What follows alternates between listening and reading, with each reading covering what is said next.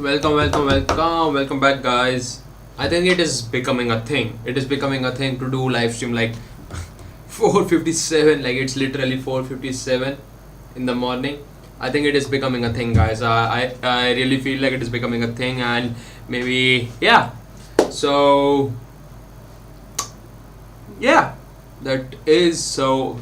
Welcome. If you are new, please share, provide some feedback. What would like to you to know? I will do some research and provide you a precise report on that. And yeah, I hope you guys are doing well. Especially yesterday was like a very hectic day. I went to like the visa office, and let's just say it was not that bad that I think it would be. I thought it would be like I would be rejected at the first thing. I don't know what the document should I be taking, but yeah, it was much more easier than I thought. And yeah, your boy will be traveling soon, guys. Soon. The destination. Just hold on a second. We have to create the hype, right? So yeah, I'll talk about that maybe later in the videos. And yeah, today I'm gonna talk about we have always heard like the Blockfolio credit card that rewards you in Bitcoin, and the reward percentage is like 1 to 1.5% if you do like more transactions, like the more fiat transaction, like the value, you get up to 2%. But Ripple has just released in partnership with MasterCard and Global ID that they are releasing their first credit card, I think, and which is just like which to me seems like big things are coming for Ripple. Like right now, if you talk to everyone in the crypto community, they have a little bit of hatred towards Ripple. Let's just put it this way, right? And I feel like because of that hatred, the community which supports, like the people, like I started my crypto journey with Ripple. So yeah, so I feel like the community is much stronger, and I'm gonna talk about that the sarcasm of the Ripple credit card, and then yeah, talk about some stuff which is happening in the ecosystem as well. And yeah, so thanks for tuning in. Do like the video, subscribe if you want, and yeah, let's do a quick market watch. So if we see, the market is like, I don't know if you guys have seen your portfolios or not, but I'm pretty sure your portfolios must be like at least, I don't know, like at least 50 to 60% up. Like at least if you have been buying in the past couple of months, your portfolio must be at least 50. You should be in green, to be honest. Like you should be in green. If you are not in green, then you are doing something wrong, my friend. You are doing something wrong. You are either buying shit coins that have no value, or you need to adjust your portfolio.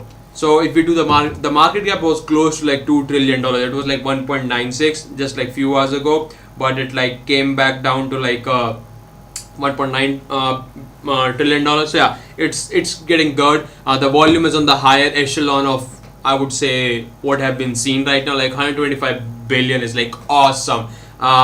Bitcoin dominant rose from yesterday over 45, and yeah.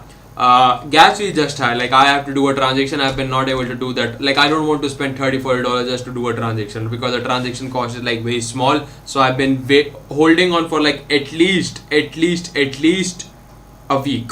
So yeah, so if we see the price, Bitcoin is holding very well above like 43, 42, but it's holding well. Ethereum is holding not, let's just say, good. Let's just put it this way, above $3,000. Binance coin, as I said, Binance coin is like it has not rose to the values that everyone was doing. Binance did not do that. Ripple did not do that. And I was saying like Chainlink did not did that, right? But see right now, the Binance coin is like almost $400. Like I've been telling you guys, begging you to buy Binance at 280. You would be like at least like close to 60%. And if you see, Cardano is like pumped hard yesterday because Charles has released the smart contracts will be live very soon, very soon. XRP is just getting crazy. Like XRP, if you see the XRP has done very well in the past 30 days. If you compare to any of those, it's just like did very well, 60%. And within last 24 hours, XRP 18.72%, just amazing. Also, Dogecoin was pumping in the last few days. rest everything is like, it feels nothing when you compare to like 18% in a day moves. And yeah, so I feel like Chainlink pump is coming. I just feel like it. I just feel like, because Chainlink has not been moving as like how much other cryptos have moved. So yeah, I feel like a big pump is coming for Chainlink, and many of you were seeing like Polygon is not doing something. See, Polygon also up like 19%. So yeah, so that it is. And VeChain, I'm a big fan of VeChain. VeChain is also like doing pretty good these days. Terra is just like going crazy. I don't know. So let's see the 24 hours movers. Like, see 94. It's holy shit. See this? Like, I don't know what it is. IOTX. I've seen that, but I've not buy anything. But see this pump, guys. See this pump. Let us do on a 7-month basis, 7 day. See this pump, guys. See this pump. Just crazy. This pump is crazy, guys. This is just crazy. And yeah, I have not invested, like I've not looked into it, but yeah. So XRP, Polygon, as I said, Kusama. So if you have to buy right now, like what would you buy? Like what would you DC if you are buying heavy? I would hold on for a pullback. But if you are DCing, like if you are DCing on an everyday basis like me, like I DCA every day, every week, and every month. So like I have multiple portfolios. In one portfolio I DCA every week a small dollar. In one portfolio I DCA every week, and in one portfolio I DCA every month. So just so like I have different cost basis on different portfolios. In one of my portfolios, the cost basis is very low, so I DCA like month to month basis. But yeah, so if we see what I would buy right now, so I would DCA in like just normal DCA. I would DCA in Chainlink for sure. I would DCA, like Chainlink pump is coming. I just feel like it. Chainlink pump is coming. Other than that, I would DCA in Theta. See, Theta has not also moved in comparison to other things. So Theta as well. Aave has been doing pretty well. I was also looking like, should I buy? Like I don't hold any FTX token right now, but I'm thinking to like buy FTX. Other thing that I would DCA is like PancakeSwap. I would DCA and put PancakeSwap in the on like the AMM and get like 65% yearly basis. I would DCA definitely on that. Oh, I hold like good amount of graph too, because I'm a graph developer, so I need some graph. Other than that, I feel like Cosmos, Atom is also due for a big pump. Other than that,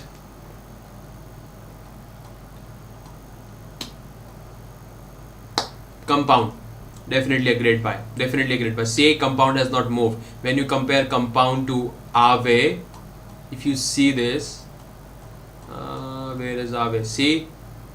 See, Compound is nowhere near to like what Aave is doing. So I feel like Compound is a good buy right now if you want to dollar cost average. So yeah, Compound. Kusama, anything below 300 I would buy. Kusama was $700. Remember, guys, Kusama was big.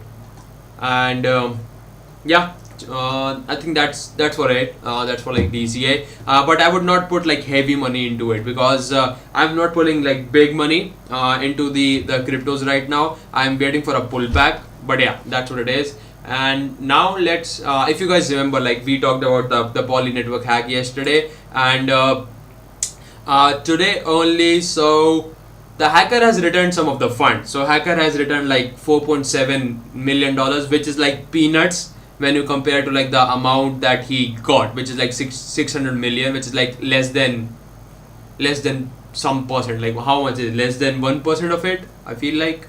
Yeah, so he has then, and also like he is asking like the Poly network and the USDT that he hold to unblock those. And this is a very interesting perspective that I have on this issue. So if like any organization or any DeFi platform, like if DeFi platforms are able to like retract funds from it, right? Then where the controversy arises. If DeFi platforms are able to like retract or block funds, then what is the meaning of DeFi? Then it's CeFi, right? Then we are using decentralized finance just so that we don't have any middleman, we don't have anyone in the middle to like who can halt our process, right? If and that's the risk we are taking, like that's the risk we are taking, and we like everyone who use DeFi, they know the risk and they are using that with that in mind. So if DeFi platforms are able to do that, I don't think so that makes sense, because if it just like, if my funds get stolen, like how do I get back? I will not get back. Like let's talk about this person. So this person was like he had a significant money in like Poly network, and he is a victim of Poly network hack. Significant amount of like ETH, BTC and USD savings. He is in like denial phase. I don't think so that he is getting his money back at all. So why Poly network is like asking Binance, CZ, the USDT and many big folks to reverse the transaction? Like this is just like beyond my mind. Like this is what DeFi stands for, right? No one is in control of it, and CZ himself says like no one controls Binance Smart Chain, but they're trying their best, like if they could do so. But it just does not make sense, at least for me. And it just not make sense to me. And he like he reversed it. He like transferred like 2.1. He transferred like almost $1 million in stable coin, almost 24 BTC on the Binance Smart Chain, and some like Ethereum to the Poly network. So yeah, that's just it. And but I don't feel like what do you guys think? Like because that's the risk that we are taking, right? We are using DeFi so that no one is in control, no one are able to like possess or like do something with our funds, and that's the risk we are taking with the smart contracts, right?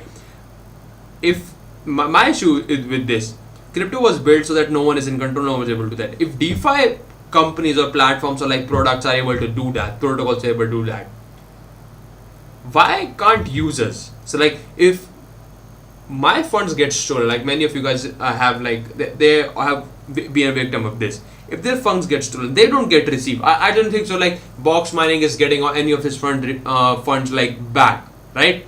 And if you guys don't know like why Poly network is a big deal, Poly network is a big deal in Chinese funds and individuals. Like in Asia, this has been used because Poly network is used by Neo and Ontology to bridge assets over Ethereum. And yeah, so he has significant amounts of money in like Wing Finance and Compound, but unfortunately this failure happened on the ETH bridge, and the funds were on ETH, and now he can't. Even though the Poly network got 5 million of his refunds back, I don't think so this person is getting any of its amount back. Just my opinion, I don't know what, it's a controversial issue, but yeah. And while we're on the topic of hacks, there has been a speculation, or allegedly a hacker group which is called as Logbyte. A hacker group called Logbyte, which has been existing since 2019. They have been like hacking, and their average hack cost about $33,000 in Bitcoin, right? And so they have allegedly like there's been like some stuff going on. There's like, it's not clear. They have allegedly hacked one of the biggest IT firms. Like it is one of the Fortune 500 companies, Accenture. While Accenture is in denial, like if you see from both perspective, if someone hacked mine, I would be in totally denial, because Accenture, what it is one of the biggest IT firms. So if they got hacked, there are three things that they would not accept. First of all, they are an IT company, so it would harm their image. They are big deal in like cyberspace, cyber security. So if they got hacked, their credibility from other companies would rely, and no one accept that they got like jacked up. Like if I got hacked, I would not accept.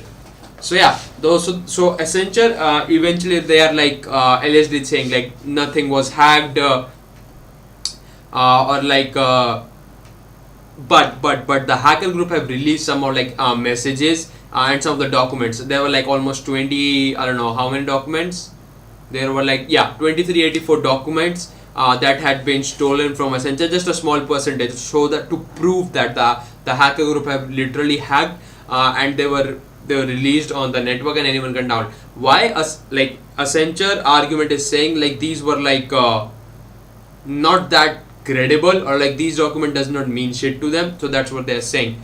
But they have said like we have fully restored our affected systems from backup. So if they got hacked, the data is revealed to the hacker, but they did the backup sync and there was no impact on Accenture operations or client system. So what the hacker does, they lock the access of these documents, right? But Accenture is saying because they had a backup, they are able to use that. So this was a copy that the hacker has, right? But hackers still can reveal this stuff to the outer public, which will reveal many private confidential stuff. So yeah, so it's a good in, I can see, but Accenture will not at all will like agree like they got hacked, they got jacked. But yeah, this is happening, guys, and it's quite profitable if you are able to do so. But yeah, and this is the big deal of today. This is a very big deal, a very big deal, guys, very big deal. I'm just like zoomed out so that you can see. So the first debit card, sorry, I put the credit card in a thumbnail, but the first debit card with XRP rewards. So this, you get like 2% cashbacks on SRP, on everything, on every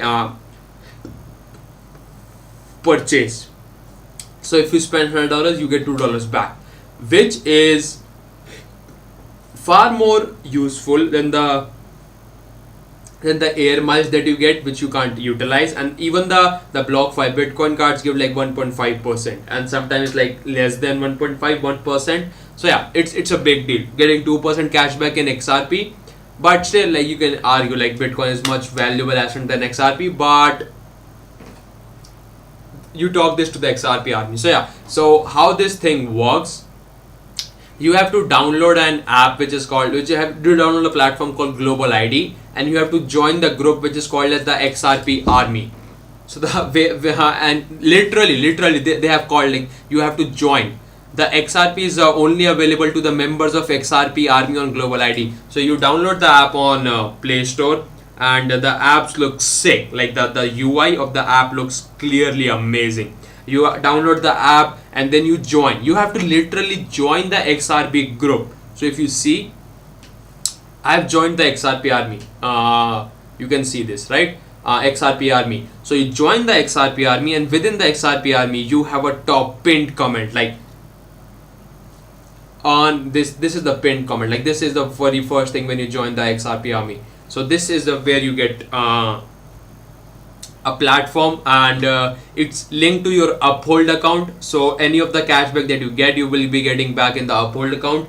And Uphold account, like I think many of the people who use Brave browser, they have a Uphold account, because to redeem the Brave token that you get, Uphold is the partner with them. So yeah, which is a big deal, guys. This is a big deal. And if you see, the first of all, it's like XRP army. So they are playing with the meme that is happening. You have to join. So it's not like anyone get this. You have to join the XRP army. So you have to be a part of XRP army. Let's just say like if you get the XRP credit card, like the debit card, you would be a part of XRP army. You would be called as a part of XRP army. And if you see the credit card, like to me it looks sick.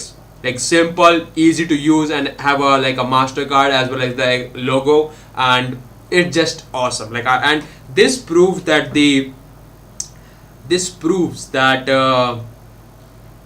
XRP is getting adoption.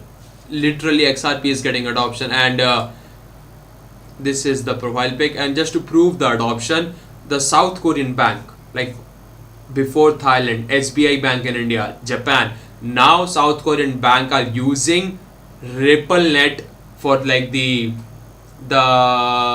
intermediary, right? I don't know what they're called, to transfer funds. Like one of the South Korean largest remittance services firm has joined Ripple network of institutional payment provider in a bid to like fasten their payments between country and Thailand. So Siam Commercial Bank, Thailand's largest bank by market cap, have agreed to use RippleNet according to the blog post. So Ripple is getting like remember guys, Ripple is getting sued in like Ripple is a company which is in RippleX or whatever it is. They are in a company in US, but they are especially targeting the Asian market. And why I feel like they are targeting this is the best thing that they could do, because the remittance services, like when you transfer from like US dollar, you transfer funds to like from like many send stuff from like to parents in Asia, right? This is what happens. And remittance is a big deal in Asia. Like many banks make a huge ton of money just through these services, to like currency transfer and this kind of stuff. So and there's a lot of middlemen. So a lot of middlemen takes their cut, and which Ripple like extract everything. You just transfer from to Ripple. There is only one. Like Ripple is the intermediary service.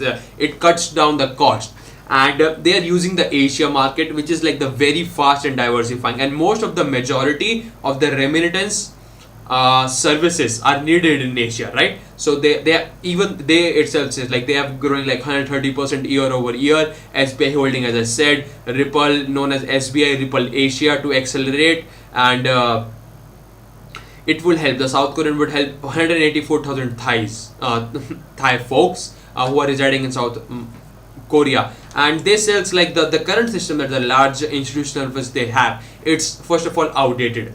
They are irregular. It's a lot of fragmented. With the launch of RippleNET into new countries, it will like the transfer would be done within like the process would be done like within a week or two. Otherwise, it would take at least months.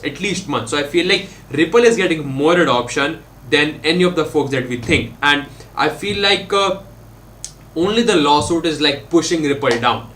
Ripple has not reached its all-time high yet. While everyone has pushed back to their all-time high, Ripple has not done that. Ripple is still like even if Ripple reached their all-time high, Ripple is like 3x from now, just to reach its previous all-time high. And I feel like Ripple could reach more than that. And it will not be a big deal. Like and according to my sources, which are me, myself, and I, according to my sources, mid to late September Ripple could pump up with like no one could ever expect like how much could Ripple be pumping. And one thing you have to remember guys, Ripple was most of its lifetime as number 3, and now it's a drop down to 6, and I feel like Ripple could like at least be like reach its all-time high, previous all-time high. I'm not talking about new all-time high, its previous all-time high. So which would make Ripple at a market cap of around $130 billion, and Ripple could go far from that with the adoption that is happening. If enough people, like right now they have said like in the XRP army there are almost like 40,000 folks, and let me see, let me check how many folks are in there, but this is like a big deal. Let me check how many folks. The adoption is getting more as we expect, like more than we expect. So if I see ton of members guys, ton of members, like I don't know if you can guys see, like there is not the stats, but yeah, but I'm pretty sure there are like at least like 50,000 folks in this. So yeah, so big deal. Now this just is like media fault, like how media narrates the argument, because this will this will generate clicks, right? If you go through the whole thing. So they did a survey like on WazirX, and what the report says, I'm going to tell you, and see how they did. So what the report said, like 65% of the WazirX new signups, or like the new user onboarding WazirX, are from tier 2 and tier 3 cities, right? 65% of the folks signing up are from like tier 2 to tier 3 cities. Like this is said from tier 2 to tier 3 cities. And out of overall users on WazirX, majority of them are females, right? So there's two completely different things. Majority of the users are female, but the new users that are getting are like 65% are from like from tier 2 to 3 cities. The headline does not provide that. The headline is not entirely true. They gathered two stories and they made a title with like combining those, which is not entirely true. So if you read the article, it says women from small cities contribute to 65% of crypto signups in India. This is, to me, it's like misleading. It's misleading, to be honest. It's truly misleading. And it was just generated to clicks. And if we see like who's Arijit Sarkar, it just, this is just like no, this is, I don't feel like this is like kind of true thing, but this is what it is, which is in the big deal of things, it's like good, because Indian users are getting more attractive to the crypto because they want to develop, they want to have life-changing wealth, they want to have an opportunity, and they like the report said that they want to have life-changing wealth opportunities. So yeah, just want to mention that media can be misleading, guys. Media can be misleading, and this is one of the perfect example in which media can be misleading. Yeah. So now I have a big deal. So why I'm thinking of getting into like FTX token? There are a couple of things. First of all, FTX is like, I feel like in Asia, after Binance is like Bitfinex and FTX. Like these are the two exchanges that I used, and FTX is led by Sam, who is big bull in Solana, and like I follow Sam closely, not closely, like I follow him what he does, and like I try to be catch up with him, the FTX and stuff. And I've used FTX. It's a good experience. Like it's like just Binance, but like good on the level of that. So why I'm like getting more attracted to FTX is, first of all, they are getting more exposure, and they recently signed Mr. Wonderful, Kevin O'Leary, and he is taking an equity firm in like the parent company of FTX, which is like West Realm Share Services. He has signed a multi-year deal to be an ambassador, a brand ambassador, as a spokesperson for FTX, and he's putting it forward that he wants to get paid in crypto. So he's providing that message as a spokesperson, as well as it. I think FTX, with the partnership with Mr. Wonderful, they would enter a new realm of users, which is like institutional users. Coinbase has a ton of institutional users. Binance has a ton of users, right? FTX does not have that. I feel like FTX does not have that when you compare to like Binance and Gemini. So with the help of users, because institutional investors struggle with the decision to invest in crypto asset, and Mr. Kevin O'Leary is not different. He want to increase his crypto exposure, but also want to serve with like compliance mandates. When it comes to rapidly changing compliance and tax reporting requirements, the current cryptocurrency system is like fraud with risk that I cannot take. So I feel like the deal with him, with like Kevin O'Leary and FTX, it will help FTX to onboard more users, which are in the institutional users, like Mr. Kevin O'Leary himself. So I feel like FTX is just getting hard. Like they are trying to be the number one in everything. So yeah, I think it's a good deal, and just in favor of that, FTX is doing a giveaway, which is like CryptoPunk SIC 2347, which is like almost like $200,000 worth. They are doing a giveaway in which you have to do just a level 2 KYC on FTX, or like on FTX US or FTX app. Like FTX Global is different thing, and FTX US is like which was BlockFi, which they bought for $150 million. So yeah, you do the level 2 KYC, and you will be automatically entered into win this, which this animation looks sick. To be honest, this animation looks sick of FTX. Just have a look at this. I feel like they have done a good like the marketing job with this kind of a thing. Like how they portrayed they are doing a giveaway just looks sick. Like this just looks sick to me. So yeah, now let's talk about one of the important things, one of the most thing that we talked about on this channel is like CBDCs. We talk about CBDCs a lot on this channel, right? CBDCs, how countries are using that, and just to give you a perspective, almost like 80% of the countries all around the world are trying to use CBDCs, and out of this, the 5 have already tested CBDCs, and the leading is China. So Ghana is now using a partnership with German banknote printer. I'm gonna butcher that name, so I'm gonna say GND. So the Central Bank of Ghana, or like GNK, will be providing the technology, which I said. To do a CBDC, there are multiple things that you do taken care of. You need to have the infrastructure, the technology, as well as the education of the folks. You need to educate folks, like this is the thing, this is what it is. So GND will be providing the infrastructure for that. The CBDC will be tested with banks, service provider, merchant, consumer, and relevant stakeholders. So they will be start doing within like start of next month, so early September. So they will be rolling out CBDCs, and the amount of CBDCs, I think it's gonna be almost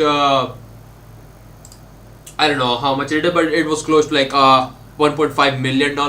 I don't know why they have not mentioned that. Like yeah, so they are releasing 1.5 US dollars, equivalent to US dollar, which is like in their own currency. But yeah, 1.5 million US dollars will be form of CBDCs with the infrastructure provided by the German startup, German bank GND. So yeah, that's a big deal. So just an update on the CBDCs infrastructure, just not all around the world, but on Ghana too. And while I have to like I should have covered this topic when we were on the issue of like poly network. So this is also an interesting thing. Like this is also an interesting thing, right? So if there is a loophole in the smart contract, right? If there is a loophole in the smart contract, if the person exploit the smart contract, it's like there is a arbitrage opportunity, right? To the real life scenario, it's an arbitrage opportunity, right? And if you guys don't know what an arbitrage opportunity is, it's like let's say you buy Bitcoin on an exchange. Like in India, you are buying Bitcoin at a 5% premium, right? 5 to 10% premium. I don't know what it is, but you are buying Bitcoin at a premium because the supply is so low. People are paying more to have the same amount. So if you buy Bitcoin on US, which is like less. If you buy Bitcoin is for like let's say one Bitcoin, right, for like $30,000, you would be able to sell that Bitcoin for like $35,000 in India. Just to give an example, like non-real figures, right? So this is an arbitrage opportunity. This is totally legal, right? This is totally legal. So if you take this to one step ahead, so if there is an arbitrage opportunity in the smart contract itself, which like I'm gonna explain this story, right? The poly network, the coder, just use that arbitrage opportunity on the smart contract, right? So is this illegal, or you would be declared as a criminal? Like I don't get this, right? They are not security, they are just tokens. Like this is like, right? So why they are be termed as criminal? Like I don't get this. Like I truly don't get this, right? And what this story says, so there was a person when the ICS blockchain was upgrading, there was a bug in the smart contract in which if you mint, the bug said that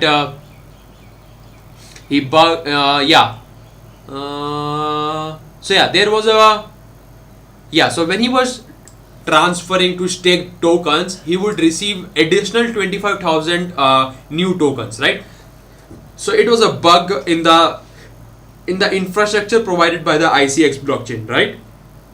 And with this, there's an arbitrage opportunity. So with the help of arbitrage opportunity and the opportunity that he had, he got in the possession of 14 million ICX tokens, right? If we are seeing from a digital property rights, he got in the possession of 14 million more tokens, to which the ICX is saying it's illegal.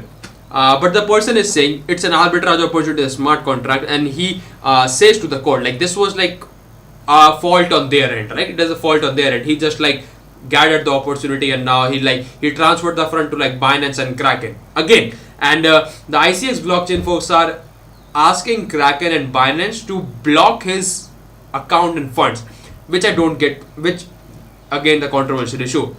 If you are a DeFi platform, you can't get benefit of both things. You can't be DeFi and not deal with government securities. And when you get like all burnt up, when you're destroyed, like when you have a bug, and then go to the regulator and say no, this is this, which I don't get it. Like if you want to be decentralized, be truly decentralized.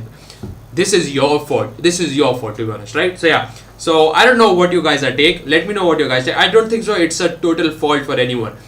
Arbitrage opportunities are always there. We should. I told this in yesterday's live stream. We should treat blockchain similar to space travel. You only get one chance. If you are updating the code, you get only one chance. If there's anything wrong, just like in space travel, you die, right? So even this, we have to be more cautious with this thing. We have to do more audits and stuff. So yeah, that's what I feel like. And again, I don't feel, if you are playing the DeFi role, like if it was CeFi, like with BlockFi, I get that they are CeFi platform, they are centralized, they are able to get that, right? But they should not get that. Like, first of all, I'm not like in positive with like how they got it, but centralized is more like, okay, they have the power to block funds and stuff, so they have more power. With DeFi, no one has more power. You are just providing a platform to do this, right? And you don't even have stake in the platform, because it's like a decentralized, you have governance token to build that stuff. So I don't get this whole thing. I don't get this whole thing at all. So yeah, that's my take on that. Let me know what you guys think, but that is what it is. Yeah. Now let's talk about this. So if you guys use USDC, like USDC is like built by Circle as a company. Circle is trying to be a full reserve bank, which is a big deal. And see this, they intend to become a full reserve national commerce bank. And if they do so, they have to report to the Federal Reserve, US Treasury, ODC, FDIC, all this stuff. But what the benefit is, there would be a bridge. There would be a bridge between the traditional finance folks and the blockchain, because they provide the second largest stablecoin in the world. So yeah, so they intend to become a full reserve bank. The CEO said that's in the blog. They believe that full reserve banking built on digital currency technology can lead just not to radically be more efficient, but also more safe and more resilient and more financially stable. So I totally agree on that. But it's a big step for Circle. It's a big step for Circle. I think they're gonna IPO this year too, right? They're gonna because how they set the structure, they're gonna IPO. So this is, I don't know, it's good for the whole ecosystem or not, but I think it's progress. Progress has been made. So yeah, so I would be more inclined to use a Circle financial services provided by Circle rather than JP Morgan. So let's just put it this way, because I know, because I'm more involved in crypto, and yeah, I will be more inclined. Just my more inclination will be towards that. Let's just put it this way. And why I say like blockchain is needed, one of the best example is this. There has been fake vaccine passports, right? And NFTs, that is one of the biggest utilization of NFT is. It's verifiable. It's one of one. You can't duplicate it. That's why it's called non-fungible.